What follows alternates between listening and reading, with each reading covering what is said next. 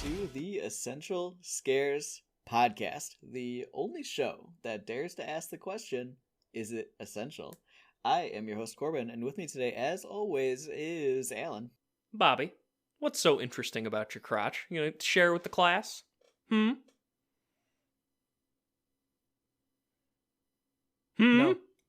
Oh, okay. And Bobby? Evil dies tonight. Evil dies tonight. Evil dies tonight. And that's how you move away from you trying to mess with your phone before the podcast starts. Oh, boy. Well, we have got a great show for you today. We are continuing the month of Halloween new releases with the long-awaited finale to David Gordon Green's Halloween Requel trilogy, Michael Goes to Hell. But first, Bobby has a spoiler warning. I do. This will serve as your first one and only spoiler warning for the movie Halloween Ends. Brand new. If you don't want this movie spoiled for you, skip to the time code right in our description or show notes for our essential spoiler-free discussion. You know, oftentimes, me and Corbin go into our pre-show bits blind for everybody. We write our bits oftentimes a little bit behind the curtain, but we don't. How do I put this? We don't tell each other. Well, me and Corbin did tell each other this week, and I am going to amend mine slightly to say that while Corbin thinks that Halloween Ends is a cheap copy of Jason Goes to Hell, I would posit that he is in fact incorrect, and it's actually Freddy versus Jason, but serious. Alan, I hate that. I hate that idea a lot. So this movie takes place 4 years after the events of Halloween Kills, where everything ended with a big massive climax where you'd think it would lead into a more interesting movie. But we don't get that. We get this movie where Michael's been gone for 4 years, but the town has been ravaged by happenings, by the absence of him being there. One of those happenings being a specific character who ends up killing a child in a pretty tragic accident, but becomes the town pariah as a result of that. And through his inner darkness being released, whether that's from a catalyst of being attacked by some high school kids or coming face to face with the decrepit Michael Myers, he then tries to become the monster, only to have his fate end in a pretty tragic fashion. Corbin. Yeah. So I'll say that this movie, I'm just going to kick it off and say it. This movie was not at all what I expected, right? Yeah. I don't know if this movie was what any of us expected. No. I mean, I Nope. will say that ever since the director said that they were going to do a 4-year time gap, which we knew for the longest time that all three movies were supposed to be on the same night, and then they changed their mind about that.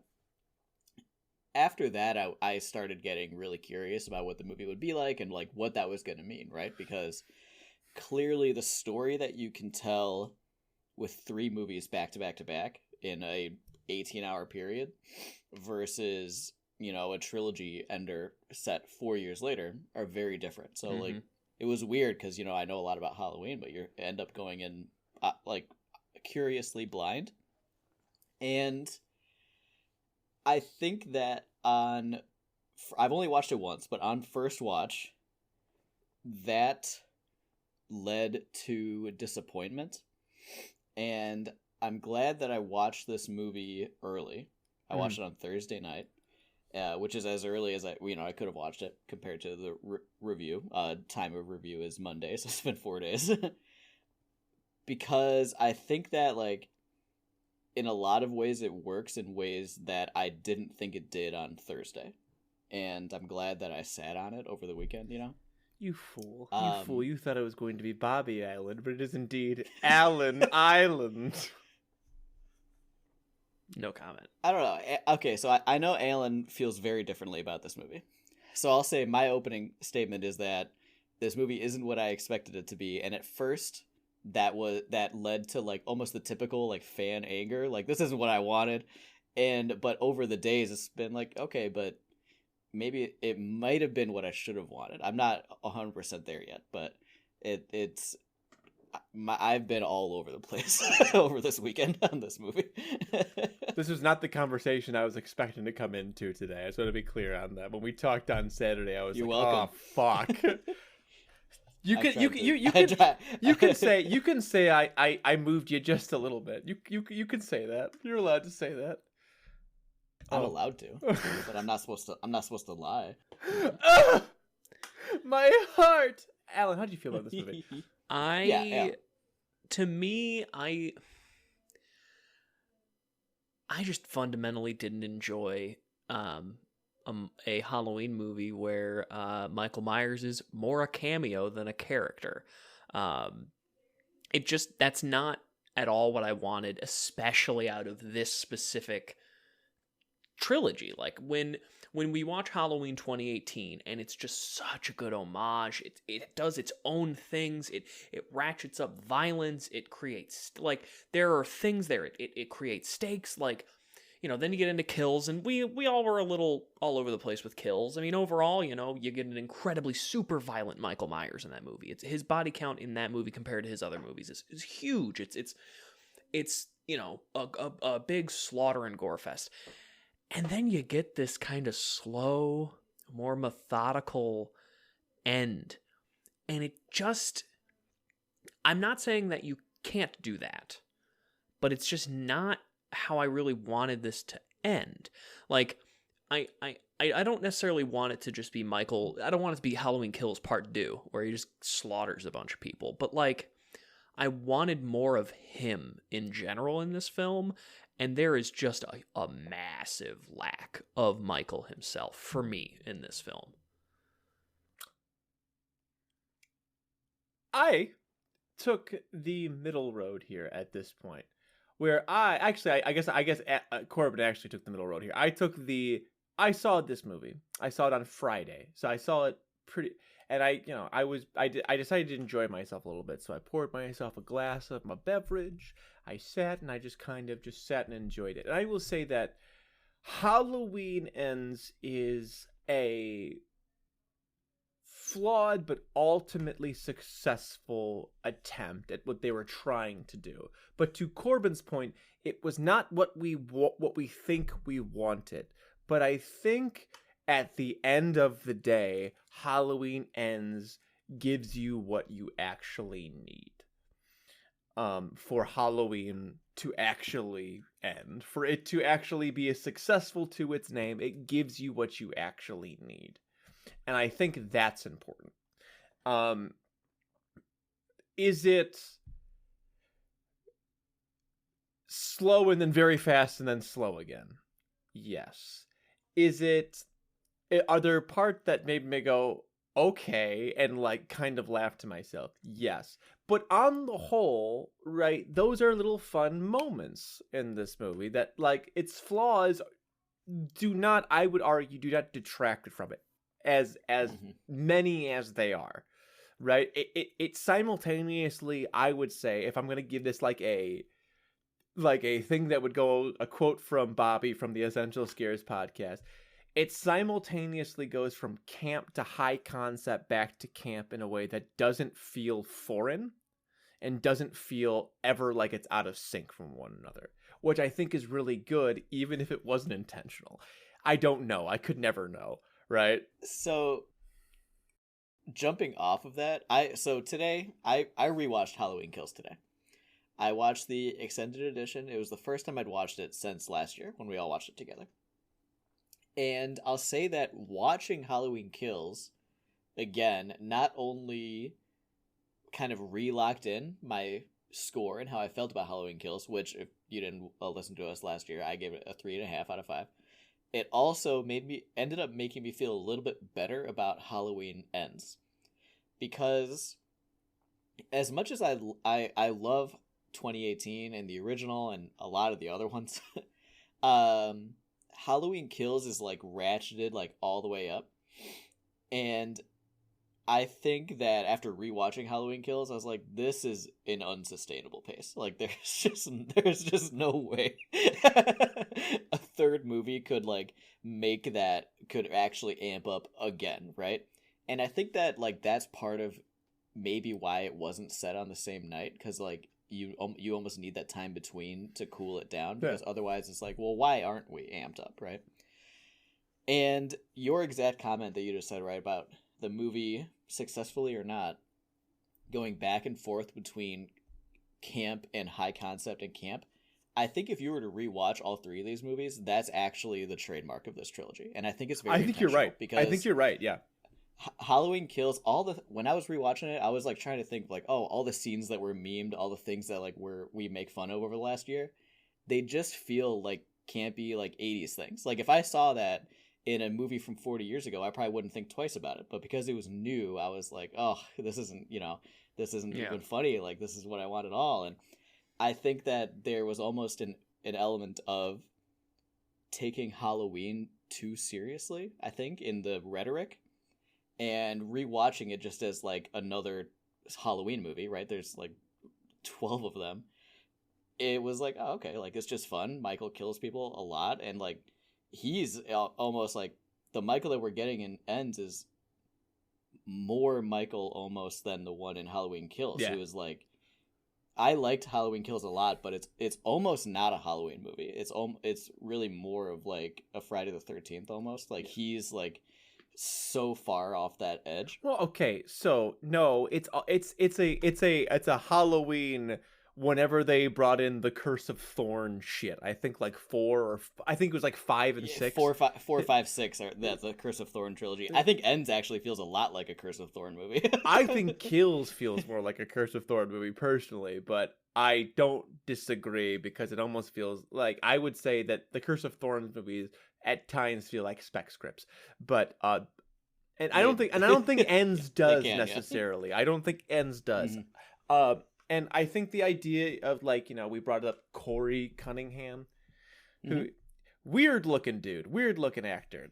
He does a really good job. I liked him a lot. But like, but yeah, he's simultaneously like okay, like a lot of ugly people are going to be really excited this guy exists, because like he toes that line from being like really ugly and like shockingly handsome. He's got an Adam Driver quality to the actor. That's the thing I thought. It's not the same type of quality, but very much like ugly people are like, yeah, I look like the guy who played Corey Cunningham. Like, right. And it's like you shouldn't be happy about that. Like, he can do it, but nobody else can, kind of thing. Yeah. And they play this up to be this guy who like, it's a flawed characteristic of a dude who didn't mean to do wrong but did wrong and is always going to be judged for it, right? Like this idea of like when the trauma is your fault, it's so much harder to get over, right? And that seems to be part, like, this, I mean, this entire series, this entire trilogy is really about trauma recovery, right? And Corey Cunningham being like, we have to, and like the idea of like, we have to be able to forgive people who it was an honest mistake, or they have made honest change to make a difference here, or risk that person feeling like no amount of change will ever matter, right? Like that's a really interesting idea, and I do think that that's successful, even if, right, the idea is just like, he ends up becoming Michael Myers 2 Electric Boogaloo. Yeah. Like, see, and like, I agree. I liked Go ahead, Al. A big thing that I kind of like. So the idea of this being Halloween Ends. It's over for now, because inevitably this will get requelled in 10 years or so. Because I hope not. It will. It can be done. It really can be done now. It really can be done now, though. Yeah, I know, but it won't. It's Michael Myers. Like, it's not going to be gone forever. It could be, but it won't be. Yeah. But like, on the other hand, like, part of me was, when I was watching this, and before, somewhere through like the halfway point where it's very where Corey has made the turn, he has succumbed, he's murdering people, he's feeling that evil inside of him. I was sitting there, which and I'm dies like, tonight, by the way. It does. I was sitting there and I'm like, okay, so like, are they gonna let like him just like become the conduit of evil going forward, and like it ends but it doesn't, kind of a thing? Like, I was thinking, oh, there might be a stinger with him, and then he just gets murked by his own hand and then Michael's hand. Like, I don't know. This movie just, I didn't get like anything I wanted out of this movie. I want that to be very clear. Like, I truly didn't like most of what I got in terms of like, not like the visuals and all that aspect, but the story that I was told. I understand that what they were going for, but it is just not what I wanted out of this franchise in like any conceivable fashion. Show me how you do it. Show me. Yeah. Show me how to do it. I think that there are I guess I would have two big comments on that, right? Like, first of all, I totally agree killing Corey at the end, assuming he's actually dead, right? We have to assume he is because they like killed him twice, basically. Yeah. But he got the killer is dead, but not dead. Didn't see the body. Okay, if he can come back, right? But like, let's say he's actually dead. Leaving him dead might be the movie's biggest mistake, because I love the idea of like the evil, like the shape, not necessarily being Michael Myers. Kind of going back to Cult of Thorn, right? Like, what if it can pass on to another person? This is an age-old Halloween concept that I think could work in the modern day. And number two is, I think that as horror fans, especially us, I'll say, Alan and I, who are kind of like gorehounds at times, like big slasher fans, you go into a movie like this, Halloween Ends, and a lot of times you're thinking like, okay, well, I've been watching Michael Myers for my entire life. You know, how's he gonna go out? How's he gonna pull this off? How's he gonna blah blah blah blah blah? What is his coup de grace trilogy? Look like? This trilogy especially, and it's true of every time she's come back, has been about Laurie Strode. It's been about Jamie Lee Curtis's character, and it should be. God damn it! I think that her character actually has a great ending. I love her character arc in this movie. I think that they telegraph the way that she acts and her characterization in Halloween Kills perfectly. So like, she feels like she's got a great arc. I think that I love that like she's moved on in an appropriate way, like in a way that feels realistic. Like, she's trying to like do things, and she's trying to take care of her granddaughter after her daughter was killed. Like, she's kind of slotting in, but she's clearly still dealing with things. And I think that her character is really the success of the trilogy and of the movie. And Halloween Ends is really about her getting her like her Halloween finale ending. Again. Yeah. Exactly. Yeah, and I think in that context, it really works. I don't get why you fucking nerds need to know more about Michael Myers. I don't get it. It didn't work when Rob Zombie did it. I didn't need to know that he came from an abusive household. I don't need to know more about Michael Myers. I didn't see more Michael Myers. I didn't need to know. I didn't need to see Danny Trejo go, "I was good to you, Mikey. I was good to you." I don't need any of that. He's a force of nature. He's a force, and like, he doesn't. Like, he's the shape. Michael Myers has not existed since he was a 6-year-old boy. He's the shape now. He always will be. And he can be in this movie as little or as much as you want him to. A movie, like, the reason why this movie does have its merits is because of Laurie. And it's actually because of the Strode family. Because it's Allison, too. Like, Allison is 22 years old in this movie. Like, and like, that makes her even though already up for charge, nurse. At that right, if you don't think about that, her character is annoying. When you think of her as a 22-year-old, you're like, okay, this makes a little bit more sense. Just out of college, she's been burying it her entire life, and now she is finally someone that she can talk to about this stuff. Like, you're trauma bonding. It's actually a very like. And it's like, okay, all of this kind of makes sense. Like, the Strode, it works. And I think that's the important bit. It's like the three characters. Corey is interesting, but I think ultimately, he's one of the flaws of this movie, I would argue. Corey? Yeah. I think that Allison is one of the biggest flaws character-wise, because she feels so, like, one-dimensional to me compared to her in the first two movies. She's one of the best. Like, she really felt like she could be like the next generation, like Laurie Strode. And this movie, I think she kind of falls off of that. I see. I don't know. I guess my thought is like I bought like her like again. Like returning to the age in which like she feels immature, but like if she's like trauma bonding, there's almost like that regression that felt like, because in the beginning she feels very adult, she feels like incredibly normal, and then all of a sudden it's just like, I want to burn the fucking world down. He's like, yeah, let's do it. And all of a sudden it's like they're just feeding off of each other's trauma in a way that seems really interesting. And I feel like hers is more believable than his, because they make you she's much more subtle, and he makes a harsh turn, like a hard right, like, and it's just like, okay, he gets possessed or whatever happens. Right? What the hell was that? Michael stares into his eyes and sees the darkness. Like, what? Well, I thought this, and then of course they had to say it in the movie like 2 minutes later, but like, Michael is the shape. He stared into the abyss stared back, and he went crazy, right? That's what happened. And I'm okay with that. I mean, I think that my big issue with Allison is that she feels, I would say 90% of her character in this movie feels defined by the men in her life, which is just a problem with female characters. I would agree with that. Like, the first 20% of the movie, like, she's all about her relationship with this oddly old cop, and then like the rest of the movie is like her interactions with Corey and how that interacts like with. I don't know. I feel like the beginning. I feel like the beginning of the movie is very much her relationship with Laurie. I don't think the cop felt like such a non-entity to me. I don't know. I think that what I wanted out of this was that, like, at the end of the second one, when they kill Judy Greer, I don't even remember what her character's name is. I just watched it.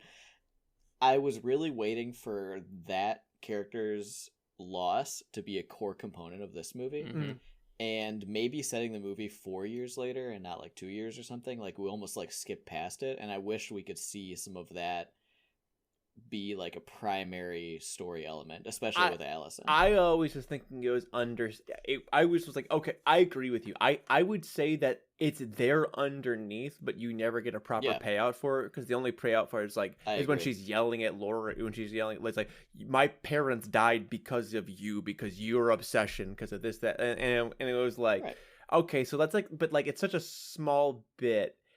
And I think it gets totally it totally gets the other one. It gets so totally undercut by when Laurie goes, did you really think I was gonna kill myself? And it's like, and it was a badass moment, but it was like that totally cuts out like her feelings on Allison like leaving, like, exactly. And considering that's the only interaction that they have like regarding her parents being killed, like, it just feels a little like a lot like a missed moment, I think. It's the same thing that I had to argue, right? And I was talking with some friends about this movie, and I felt very nuanced because of now I'm a horror film critic, that I had to be like even tempered with it. And they were like, man, why do you, and they were super into it, like more into it than I was into Halloween Ends.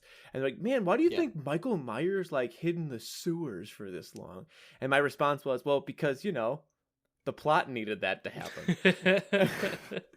Which is my biggest, probably my second biggest problem with the movie is like, why did he hide in the sewers? Because I agree, like, Michael, especially in this quartet, the trilogy, including the original, he's just a force of nature. He doesn't even care about Laurie at all. Every time he ends up with Laurie, it's complete happenstance. Someone else has driven her, him there. Because they assume the connection. Yeah, I think it's great. I love that. Yeah. But, and then in this movie, so they've established that he's like gaining strength, right? Some like demonic entity almost when he kills people. He's so powerful in the second movie. I understand he's like beat up, shot a bunch of times, whatever. And then he just like goes and lives in the sewer for 4 years. It's like, well, how come? And the only thing I could think of is like, are they trying to make like a volcano like comparison here, that like it only happens when somebody disturbs it, and like is this like, and this cannot be it. This was like me reaching as hard as I physically possibly could to make it make sense. Like, this could be an analogy for fracking, like. That is like, it is a reach. All the way it is a reach, and I know that it's trick not or treat bags with the hand on the stick as far as you can go. But I know what it is. But it's like that was like the only thing I was like, this is just it's just because they wanted to wait a while. They picked an arbitrary amount of time, and they're like, well, 4 years since the first movie. That's 2022. We can make it in modern time.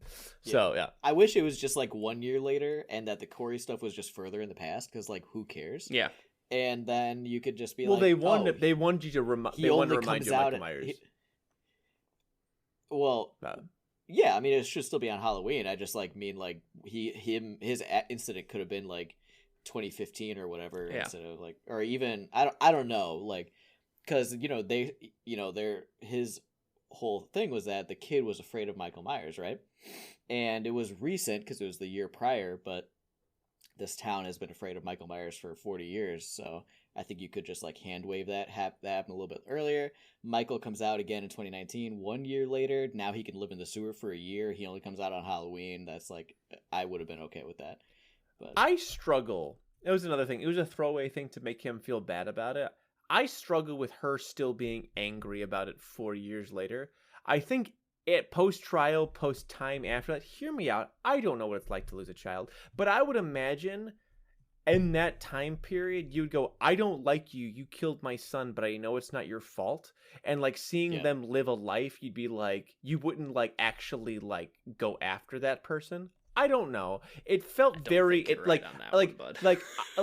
what I would have thought would have been like even more like what I could have seen happen. They didn't do it, but I think like it might have hit me in a way that didn't feel as forced. She was sitting there angrily drunk at a bar. He sees her, feels really weird, feels really uncomfortable, and then leaves anyway because he still feels the obligation. Don't make it adversarial when you're making it so hard that Corey's a good guy. I think that would have been like more like the guilt would have rang more true if she didn't come at him, even if it like that's I guess is more so what I'm saying. I don't know. I don't have children and I don't plan on having kids, so I have no idea. So I agree. I think if you want to have like the allure of Corey as a not bad person, this was an honest mistake, like all of that, I agree. Like having it be he sees her and just the guilt racks him because you can tell she's pretty disheveled, just in general when you see her from the beginning of the movie to that scene in the bar. And I agree with you. I think that would be a better way to show his character, without like being so on the nose about it. Also, who buys a 3-level house when they have a child? Rich white people? Maybe they already had it. But yeah, they clearly downsized after the child died. So why didn't they just like get a split level where it's less dangerous for a young boy? They needed it for the plot, Bobby. We've been over this with Michael. Why not be it for the dead boy? Exactly. They needed it for honestly a pretty solid, good finish to a cold open of a scene. Let's be real. It was a good I love that cold open. Yeah, that cold. We didn't talk about it too much, but like when he's trying to kick down the door, like you keep thinking to yourself, like, oh, Michael's actually in the house now. Okay, we're gonna get this ball rolling, and then he's just not. And like when you hear the door hit the kid, you're like, oh, he'll just be fine. I had like forgotten for a brief moment that, oh no, they're 3 stories in the air, and this is a 10-year-old. So when enough force impacts a small body, I mean that's just basic physics, and that sound is brutal when he hits that hardwood floor. I love that like dummies bounce, because human bodies don't. So like it's always funny when there's just a little bounce at the end there. Yeah, it's dark. It's a dark bit of humor, but it is it's funny. You know, I went, oh no, that's bad. Yeah. Oh, that boy did. I actually, so right after that bar scene, when it like, so when he's like walking away and it like transitions to another scene, my theater had a technical problem. So we had like, oh, you watch in theaters? Yeah, I did. I went to, well, I have the Dolby, the AMC Dolby theater, and I'm like, well, this sounds like a great way to experience. I know, a mere hour away from your house. No, it's like 20 minutes. But when he's like going into the sewer and all that, and like meeting Michael, you know, a pretty impactful moment of the movie. It was playing his audio, but it was the visuals of Laurie at the bar talking to the dad. Which exactly, and it was like it was really, really weird. Now the problem with Did that, they fix it? it took did you have 10 minutes to like- fix. So I saw I Okay. saw like 25 minutes in the future plus 10 minutes in the movie, and it ruined like the whole scene of the doctor and the nurse. By the way, that whole scene was ruined for me because I saw it all happen without the proper audio. So that's why you didn't like the movie. No. You just had a shitty viewing experience. No, I didn't like the movie because it just didn't. Down with big movie theater. No. Support your local theaters. Wait. I didn't like the movie because it just didn't give me anything I wanted out of it, like at all. Nothing? Nothing. I mean, There's a couple the of good gore kills in this was movie. good. Yeah. The tongue cut it was. is disgusting and hard to Corey, watch. it's very funny. No, that is the funniest kill in the I entire loved it. movie. That Oh. movie, that is when the record is like that flip-flop, did his get tongue funny. on it is Yes. like that was my cue that this was Corey, because I've never seen Michael Myers go like, I mean, it was obvious that it was kill. Corey the moment he went there, because why would Michael go that distance to kill those people? Well, like, there's intention there. It's obvious because Corey only killed people intentionally. Yeah. Exactly. Everybody he kills is somebody that slighted him. and Exactly. Michael just kills randomly. Yeah. Okay, can I ask you guys a question? Speaking of funny shit, Yeah. before we, I think we're gonna let Alan decide what he likes, and I think me and Corbin can go into sour grapes, because I think that this is I think that might be a like fun dynamic. Did you guys think after the doctor and nurse scene when Corey was riding on his bike that it was actually Michael Myers in the back? Because I swear to God, for a No. second, I was It's just very like, funny, because it but no. shows him driving and there's arms around him and you can't tell what it was. I just thought it was going to be Michael just like. Just standing there. That'd be cool. I was didn't not- think that at all. listen, but if it I was, was in a- this movie is an immediate 5 out of 5. I was in a just- car full of people yesterday and we all had that same thought. I wasn't even the one who brought it Really? up. Yes. Wow. Yeah, I can. That would have been so fun. I'm just imagining the visual. When he just Michael The same Myers getting everything. sitting perfectly straight with arms around waist. Oh man! Now I wish it was. But it's nice. It's a nice little moment, as dark as it is. But yeah, Alan, what did you actually like about this movie? So, the kills were nice, I guess. You know, that definitely had, that was good, I guess. I really can't stress how much I didn't enjoy what I watched. Like, when that movie finished, I literally just sat there and thought about it for like 5 minutes, just like, why did they go this route? And I keep asking myself that question. Why did they go this route for this film? Why did they do this? But yeah, I mean, the kills were nice. I did enjoy those. They did a fairly good job. I mean, specifically the one to call out, I'll give Corey some credit here. When he kills the doctor, I liked that a lot because you see it happening With the if you bag, pay too. attention. Because yeah, it's happening. So when There's a lot of walking- that in this movie. when Actually, she's walking by, because like you you can can also see see him, Michael Myers. Yeah, and I mean Yeah. they do typical Michael things where he's creeping around in the background, and that's good. That's hallmarks of the franchise. That's what the I first expect. time you see Michael Myers is you see him like standing, waiting for Corey to get pushed off of the bridge. Like you see him in the background. Oh yeah, Oh, I didn't see him.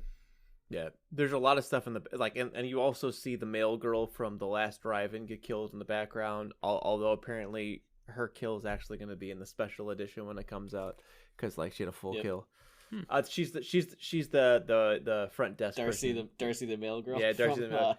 Last yeah. Drive-In. She's great. She's very fun. Very good. Yeah, And I wasn't 100% sure it was her because she's in the movie for such a short and amount of time. she's but blonde too. When they paid him, I was like, "Wait, was that?" What character And is that? then I saw her posting about it on Twitter. It's like, "Oh, okay." Yeah, the only reason I know, I was actually looking for her because she was at another podcast I like, who's much bigger than us, the last podcast on the left. They did an interview with her, and she was talking about how she was going to be in this, and she got killed by Michael Myers, and she was super excited. So I was waiting for like the actual kill to happen, and all of a sudden I'm like, oh, they cut it. Well, 'cause she she's didn't get definitely killed by dying in the Michael, but that's background. neither here nor there. Yeah. Well, She got killed by the shape. that's true. So That's about all I liked. Me and Corbin, I would say, have probably not the same level of enjoyment out of this movie, but I would say we both, at the end of the day, enjoyed it. Cool. Yeah, Just make yeah. I'm right, but I think that this movie does have a bunch of sour grapes in it. Yeah, So let's talk about it. Okay. What Do you want to go first? Do you want me to go yeah. first? You can go first. Okay.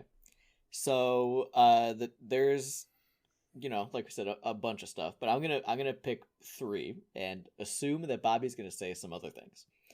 So, first of all, and this was especially apparent to me after rewatching Halloween Kills, the soundtrack is not up to snuff with typical Halloween fare. It's just like a little bit boring and almost inconsequential. Whereas Halloween Kills is like very much like a big 80s like music everywhere, and it totally works. And this one, it misses it a little bit, and I think that if that was different, I think that would have made even some of the more controversial moments feel more Halloween. I think that like made it feel a little bit off. The pacing of this movie is like insane. It is just not well paced. Something about it feels like it's like you're getting into it, and then it's like a little bit boring for a little bit too long, and then it's like really cool, and then the ending is like 15 minutes long. It's like, whoa, hold on. this all happened, like this needed to happen differently. Like I'm fine with what happened, but the pacing is insane. It's weird. I was gonna say this one, so I will also jump in on this. It's almost as if like you're like, man, this is going really fast.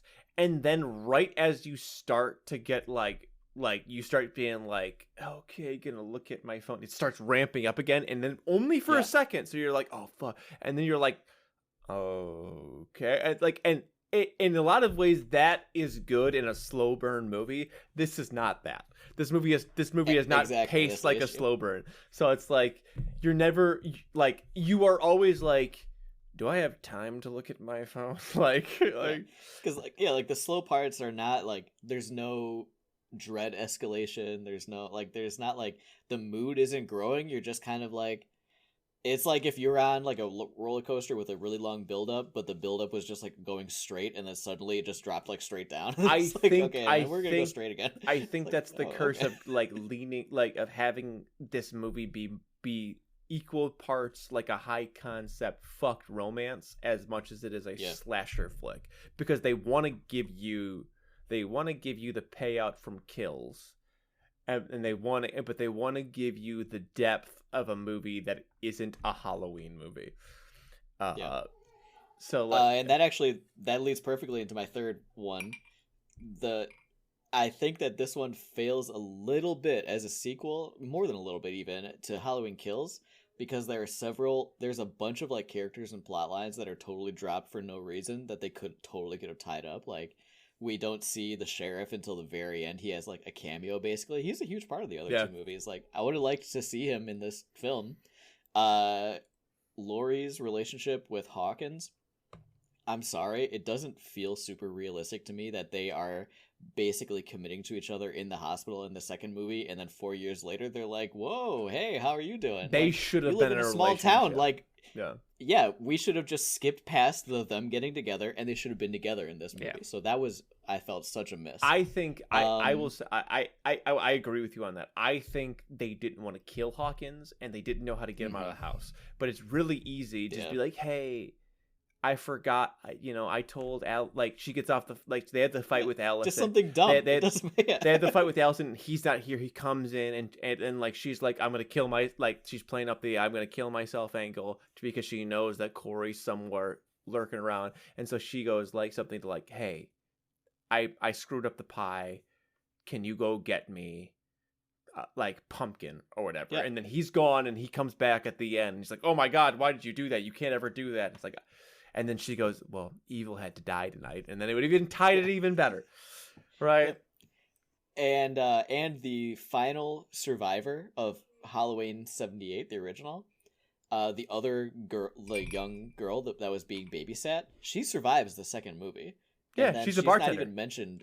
Yeah, like I needed more. I needed her like like she's in the movie, but she's not like present. Do you know what I mean? Like I wanted her character to have some finale. I wanted is to feel more like everybody's story was being completed, and I think that was where the movie misses a little bit, because not everybody's story is completed. I would say that problem arises because of Halloween Kills.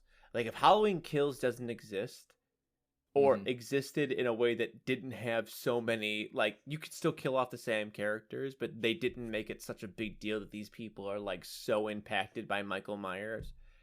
It would have worked, I think, slightly I could see that better, right? Because like, oh, she's still here and she's still okay, and yada yada yada, right?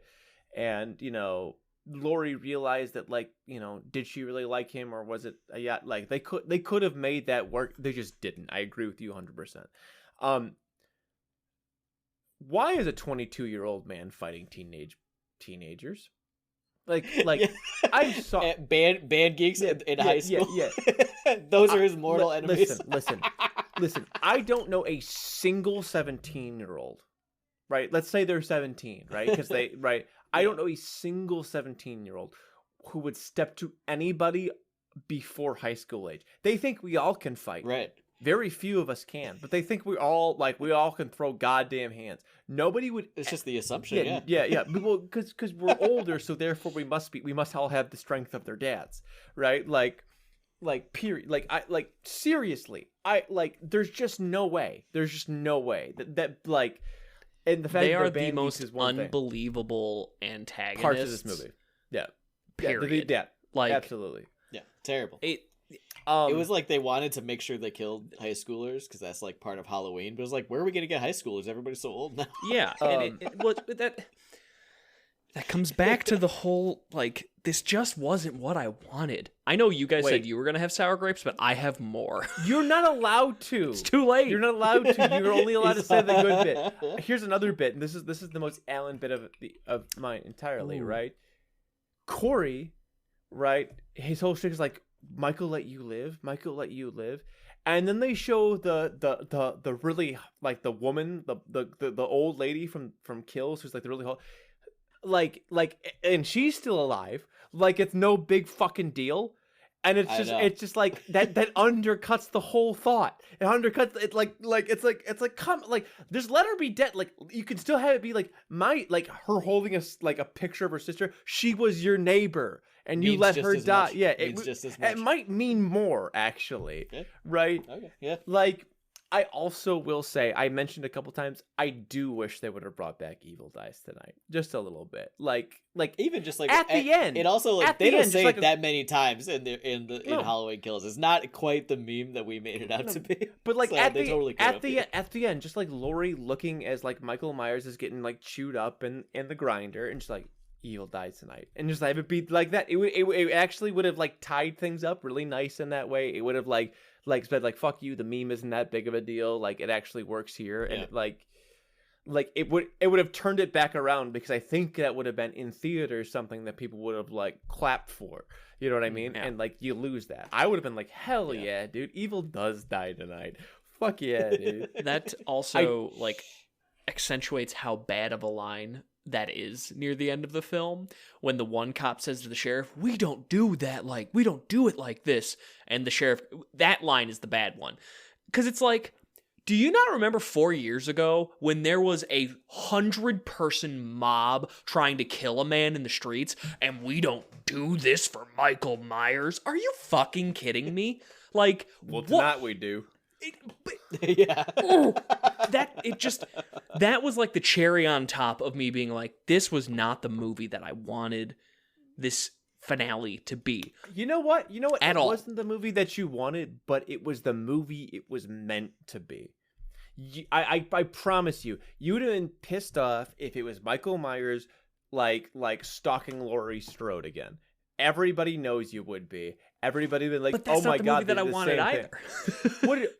You don't know what you want. You don't know what you wanted, so you got what you got.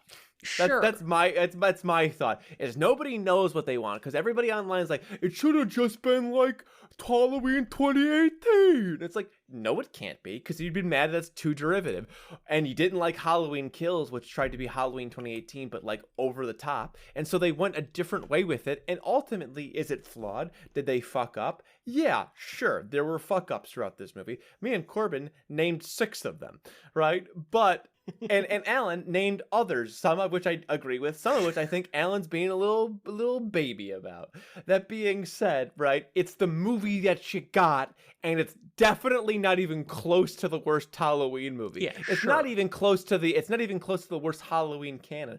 And I'm talking to people in our own goddamn Discord, which you should join, by the way. Definitely not worst Halloween sequel. I know you listen because you're in the Discord. You're wrong, and I'm right because I'm Bobby, and I'm objectively correct all the time. I don't know. It just I just wanted this. I love you. Please don't unfollow. I wanted this movie to either like. I feel like it just kind of didn't. It didn't commit to what I wanted at all.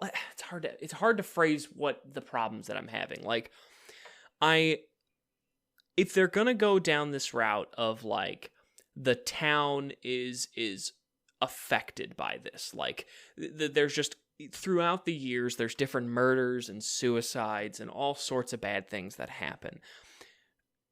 And it just, if you're going to do that and try and say that, like, just the presence of Michael Myers causes despair and harm, then I think you could have done more with that than what we got in this film. That's, I think, ultimately what I wanted. I wanted more of, like, Michael has, like, an aura of despair around him. Or just, like, something more to it than just, here's a guy who stared at the devil stared back, and now he's evil. Like, it just didn't feel like a good finale for me. Like, I wanted more for Michael. I wanted more for his coup de grace. And I just didn't get that. Speaking of Michael's death, so good. The Shape's death, very fun. I liked that a whole bunch. Just like Laurie's plan didn't work, but she goes into full fighter flight mode, and she wins out in like a hella good, and she's ready to die with him. He's like, I'll let you choke me out until the life force leaves both our eyes. This is the way it's supposed to go. And then Allison comes in with the steel chair. Great. And then they fucking, like, his throat is already cut, and then they fucking cut down, like, no, this guy will get back up again. Let's make sure that there is absolutely nothing left of them. And then at the end of the movie, they're like, hey, don't worry, like, it's done. Like, the house is empty. There's not going to be any Michael Myers because that felt really good. The final shot of this movie felt really good because they showed, like, the same, like, it felt very similar to the Halloween 2018 shots, but this time Michael wasn't involved at all. Like, he's actually gone. I felt like that was a really, really solid, like, ending to it. Because, like, he's just gone. He's actually dead. If you make a new movie, it's got to be a complete reboot. And we all saw how Rob Zombie did. So maybe reconsider. I didn't really care for Michael's kill, honestly. I liked it. I thought it was very fun. Yeah. I think that I think I would have liked if it was a little bit more. It felt like oddly subdued, I think. Agree. And that was part of my problem with it. Like, they threw him in a fucking car grinder. He was already Does dead. that count? He's already dead. And it's tough because Is he, though? The grinder is such a cool, like, gore moment. I've seen other movies that do it with people who are alive, and that would have been much more interesting. I think having, for some reason, if you could pull it together at all, either having Michael killed by going into the grinder, which would have just been more like, oh, this is like what it takes to stop him, as opposed to like just a combination of things that we've already seen in the past not work. Or if we had seen, like, obviously Laurie had to be alive, but maybe one last, like, something. I don't know. But I think that him dying on the kitchen counter was just a little bit too subdued, I think. It's like a little bit boring for Michael. His previous death was much more interesting. Him getting set on fire? No, in the in the H2O timeline. H2O. In H2O or in Revelation? In H2O. Okay. I mean, they retcon it, but Yeah. I think that's just Yeah. a more fun way to go about it. But We're just being set on fire. is- I still think is 2018. That movie could is just that end where there. where he's like cut in half and he's still trying to get her? Yeah, she gets his head, and then Yeah. he's like, yeah. I don't know. I like the very like. There's something about it like they're not as cruel. Like he is cruel. Like he's cruel and like he just wants to see. And like there's almost like you need to die, but I'm not gonna make you suffer too much. Like there's almost a, like it's like the dichotomy of humanity versus inhumanity that I like.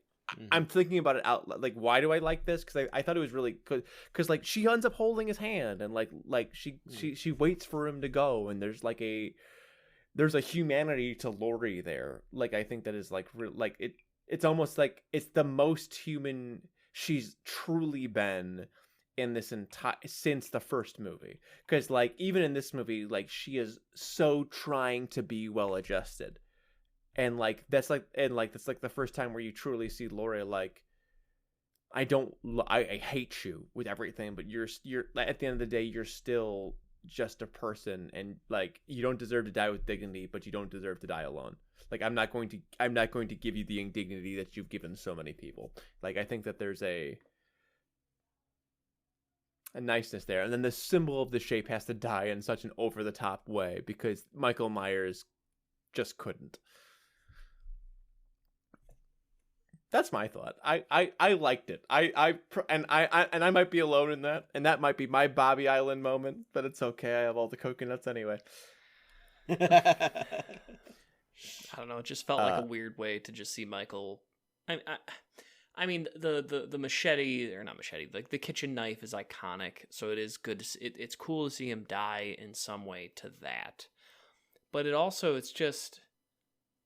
Again, you know, this is a man who like slaughtered a bunch of people, and he just gets stabbed and bled out as his death. I don't know. Again, it's just not what I wanted. He gets like completely stabbed. Like yeah, sure. We've also seen him get shot and stabbed in other ways too. Like it's not anything new for him.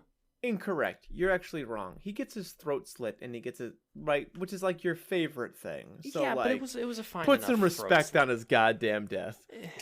I just thought this just wasn't what I wanted. But hey, are we ready to rate this bad boy? I think this score is gonna go all over the place. I'm really excited about this. I agree that the scores are gonna go all over the place. And the thing about these scores, they're very interesting. Right? Because they can go 0 to 5 with half points allowed. Mm-hmm. So like a 3.5, which honestly might be a good score for this movie. I'm between two things here with that.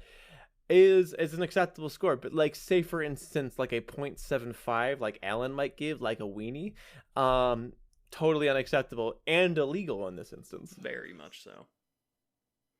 So, would we like to go from lowest to highest? Sure. Alan, what would you rate this movie? I'm waffling between a 2 and a 2.5 out of 5. For reference, I gave Kills a 3 out of 5. I distinctly did not enjoy this movie. And I remember enjoying Halloween Kills quite a lot. This movie just didn't give me the end to Michael's story that I wanted. It just didn't give me like I felt it feels like my connection to what was happening was just ripped away from me. And I feel like the plot kind of loses me there. Like I feel like having this gap, having all these other events, it feels like I'm just getting dropped in to the story. It almost feels like this could have just been like any given Michael Myers movie. It didn't really feel like a conclusion for me in a way that felt satisfying in any way. It did have some pretty solid kills in there. We didn't necessarily talk about all the high school kids that get absolutely murdered in Very fun. pretty good ways. Specifically, the welding torch kill, big fan. Real good there. Like good use of the character and like what he does and kind of incorporating that in. Cool there. But just that is probably the only thing I really liked about this, is that I thought that the gore and the kills were interesting, unique, and fun to watch. But the plot, the characters, the conclusion, everything else just lost me, too. There it is. Okay. So I'm going to go next. I liked a lot. I think in the end I liked a lot of this movie, right? And a lot of the things that I didn't like about it, I already softened on over the weekend, and I ended up kind of enjoying it. Like, one of my first complaints about the movie was that there were not enough on-screen kills. Rewatching Halloween Kills reminds me that there's only 3 kills in the first movie in Halloween. And that, Halloween was never, like, about the body count, right? And Halloween Ends kind of brings back some of those, the kills that are off screen are very Michael, even when they're not Michael. And I appreciated that about it. But it stumbles in a lot of ways. I think that it just as a film, from a technical perspective, right? Pacing, not great. Soundtrack, not great. I think the characters are a little one-dimensional, except for like the 2 characters that they're really focused on. I think that it was fun in the end. And one of the things I really loved is how this trilogy has such a clear parallel to the original 3, or even 1, 2, 4, depending on how you want to see it. Like, each one of these movies are like almost requels of their respective movie, where Halloween 2018 is Halloween and Kills is 2, and then this one is Halloween 4. It's Halloween 3, Season of the Witch. Yeah, absolutely, I agree. I wish it was Season of the Witch. I love Season of the Witch. So good. Completely underrated film. So underrated. I think that the biggest trick that this movie missed out on was leaning into the copycat angle or the tag team angle. I'm actually a big fan of the copycat killer in slashers. I think that is a way to revitalize a slasher. Yeah, a Scream fan. And I think that if they had made Corey like the killer earlier on, and you were like, oh, Michael's back, it's like, okay, but what if he's not? What if they're working together? Like, you could really lean into that. And the kill sequence they had with the nurse and the doctor, where they're working together, like, that was so probably cool. The best. And I wish we had more of that. In the end, I liked it, but I think it's a little bit worse than Halloween Kills because just from a technical perspective. So I'm going to give it a 3 out of 5.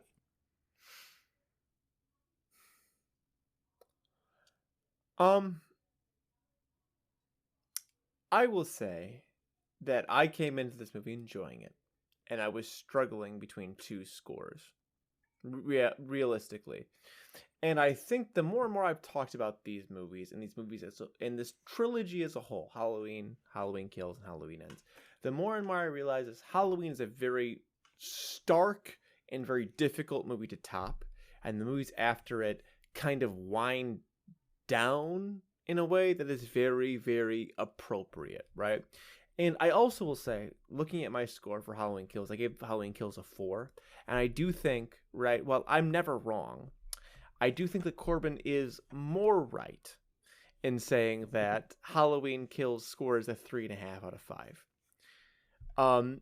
That being said, just to say that point, is I think I liked Halloween Kills and Halloween Ends an equal amount, so I think I'm just going to raise the score up to a 3.5 out of 5 and just kind of leave it there. If you don't listen to the context, it looks like I liked Halloween Kills more. I did not. I liked them an equal amount. But I think I overscored it because I was super fucking hyped on Halloween at the time, because it was just like, yeah.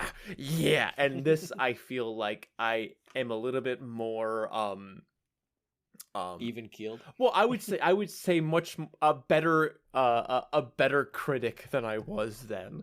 That assuredly so. Yeah, so I think that's the reality of the situation. I'm a little bit less like a fan and more like a critical eye type thing. So, yeah, it's good.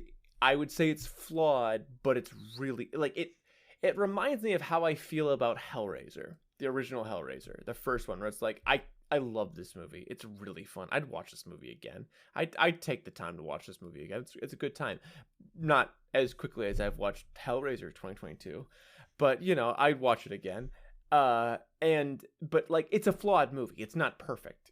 There's a lot wrong with this movie, but I think, like I said, it's ultimately successful. So yeah, 3.5 out of 5. Bob. Well, hey. That's not all we do in the show. Yes, Alan? We also have one other part where we gotta answer the question. No. Is Halloween Ends essential to horror Could as it a be? whole? Wow. Spoiler free. Wow. I don't know. And for reference, our scores around the horn, I gave it a 2 out of 5. Bobby gave it a 3 out of 5. I didn't. Gave it a 3.5 out of 5, and Corbin gave it a 3 did. out of 5. I just tried to jack the segment, and I fucked it. I screwed it up, and I threw away my shot. So we'll ask the question right now. Yes. In same order, Ellen, does evil die tonight? You're an asshole for phrasing it that way. I hate you so much. So What a naughty boy you've become. Bastard. On Thursday, I listened to our episode on Halloween Kills to kind of refresh my memory of our thoughts and processes. Also, Bobby, you called this movie. Just in general. You basically kind of called how Ends, to some degree, how it would go with like Michael not being as much of a part of it. This is why I explained how much I like this. Oh, I did, because I said it's about Haddonfield being like. I remember it now. It's about Haddonfield being coming. I texted Corbin when I heard that line. I said, "Damn it, Bobby's right." I'm a fucking genius. I'm a genius, and this. You know what? It's a 5 out of 5. I changed my mind. Perfect movie. So the reason I even bring this up in my essentiality bit is I said in my essential bit of Halloween Kills, I reserve the right to change this a year from now when we watch Halloween Ends. Kills is still not essential. I'm not even gonna. It's not. And much like Kills, neither is this movie. I don't think that this movie does nearly enough to put it into the essential category. I don't think that. It's frustrating because of just how good 18 was and how much potential that that I think this requel sequel trilogy had. And to me, with this ending kind of just being a bit of just a blah end, I don't see how it's going to do enough to really be that impactful film that I think it could have been if it went a different path. So no, it is not essential.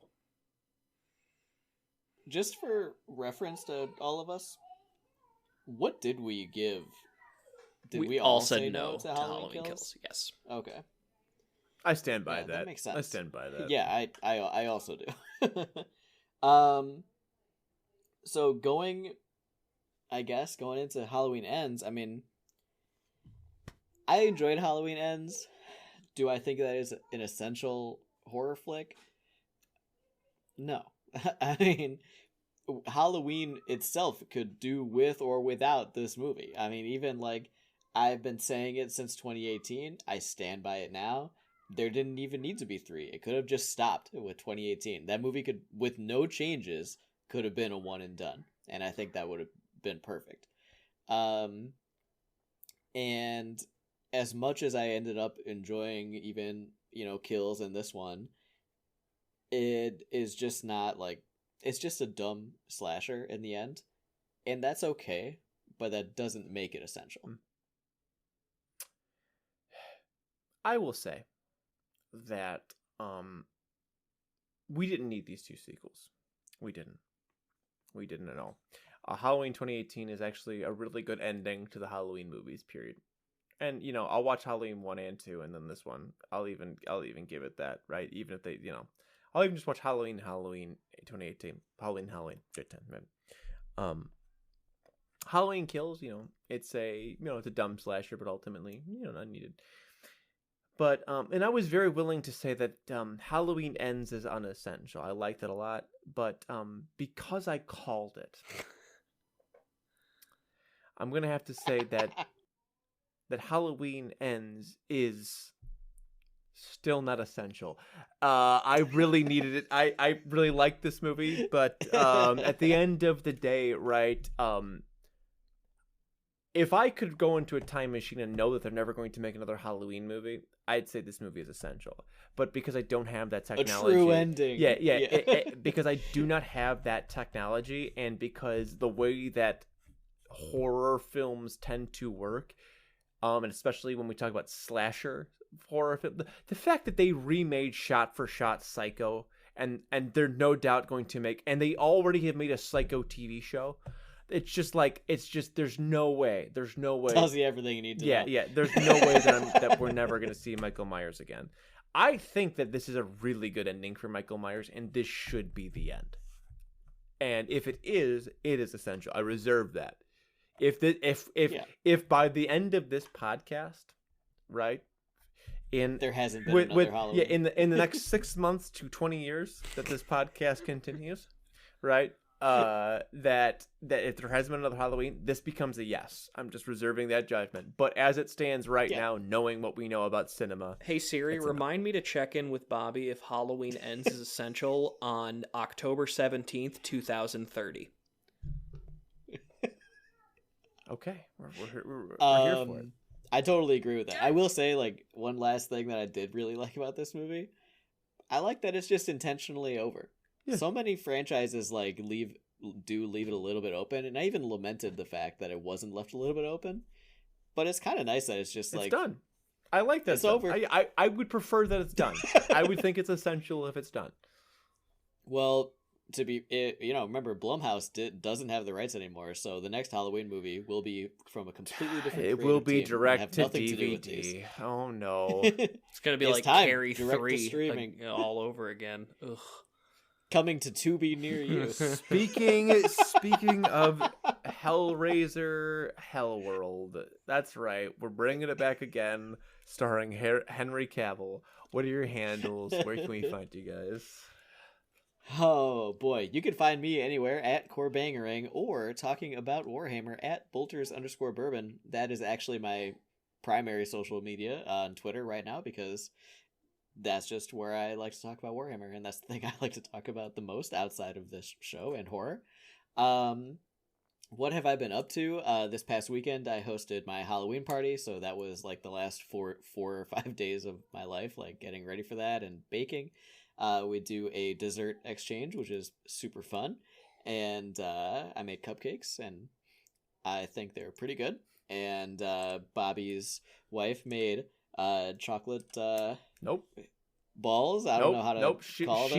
She made pumpkin bread truffles, and they were coated in like the vanilla melties. They were dipped in chocolate. They were not dipped in chocolate. They were dipped in the vanilla flavored stuff. It's white chocolate. That's why it does that. It said vanilla flavored. I bought them myself. Anyway, the point is Halloween party, which was great. It was a really good time. Besides that, it's been pretty much all Warhammer for me. I've been working on my newest obsession, which is the Dark Angels. I think that I might have finally found the Space Marine army that I'm gonna really lock in on. I am just living that life. I mentioned last week that I was gonna start reading a new book. It's called The Skystone. It's really fun so far. It's a retelling of King Arthur, which I bought coincidentally, even though that does line up with Dark Angels. The first 4 or 5 books are no Arthur, right? Merlin and all that kind of stuff, and then there's 2 books with Arthur, and it retells the other books. I'm very excited about them. I'm liking it so far, and I'll let you know how it goes. But at Corbangering, at Bolters_Bourbon. You can find me at twitch.tv/TheRedWeenie, although I have not streamed in 2 weeks. might see me one day doing it again. But all my relevant socials are there, where you can see me on Instagram, not posting, and on Twitter, not posting. I am very much a quiet online person. That being said, what have I been doing? Well, I have been playing a game that I am ashamed to admit that I've been playing a decent amount of. That is Overwatch 2. It's bad. You shouldn't give Blizzard your money. That being said, the core gameplay of Overwatch is still pretty fun, and I can't help myself.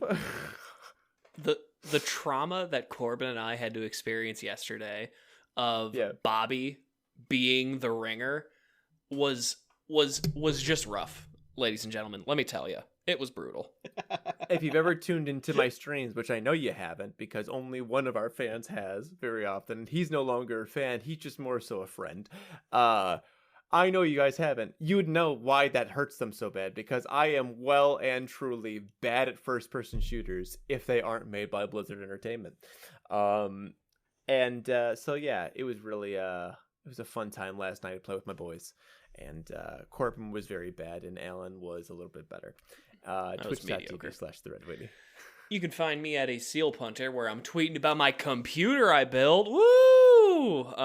That's been a fun past little bit here. So yeah, I'm just going fully in on the PC side of things again. Last time I did this was about 10 years ago when I bought my first I bought a pre-built computer because I was lazy. Fun fact, building computers, very straightforward. Like, I always knew it was pretty simple, but genuinely, like, it's pretty idiot proof. Like, you need to plug the USB header into the thing that says USB 1. Like, it's very straightforward like that. So that was really one of the things I did. And then this weekend, my wife and I celebrated our 6-year wedding anniversary. So we went gallivanting around Indiana for a whole 2 days. It was very, very fun. Very good time. Psh. Try celebrating your 8-month wedding anniversary in a couple days. Wow, dude. Yeah, big guy. 8 months. Eight bigger than 6, dude. 8's bigger than 6. I mean, damn, I can't even come back from that because I just did 7. 8's bigger than 7, baby. 8's bigger than 7. Oh God. Well, you can also find the podcast anywhere at Essential Scares. We're active on Twitter, Instagram, and Facebook, and in the bios for all of our socials, we have links to our Discord and Letterboxd. Alan's laughing about something. I was laughing at Bobby. And we'd love it if you followed us or joined our Discord. This entire month, for the month of Halloween, we've been posting a new Letterboxd review just about every day. Check it out. If you're on Letterboxd, give us a follow, and we'll follow you back for sure. This has been a pretty fun experiment, I think. This our second year running. And it always makes me want to write more reviews during the year, and then it's like, when am I going to write this review? So we don't. I'm glad we do it in Halloween. I always watch the movie the night before, and then I always get the text message in the group chat being like, hey, when's that review getting up? I'm like, oh fuck, give me 5 minutes. Like, pop on your phone, right? Just pounding out. Oh yeah, and I just copy paste. It's like, I don't know if there's grammar. I don't know. I'm dyslexic. I have no idea, and I just hope to God. So that's why, again, I always say I'm very bad at reviews. They're very fun to read. Thank you. I appreciate that. Yeah. But yeah, follow us there. Follow us on whatever social you prefer.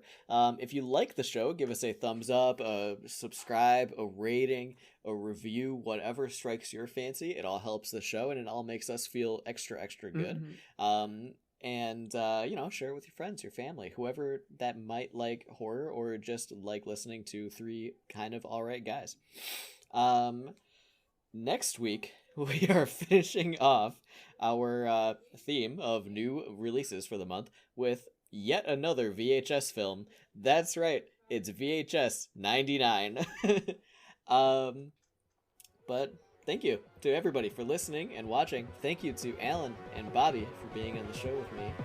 I have been your host, Corbin, and evil dies tonight. Evil does die tonight, baby.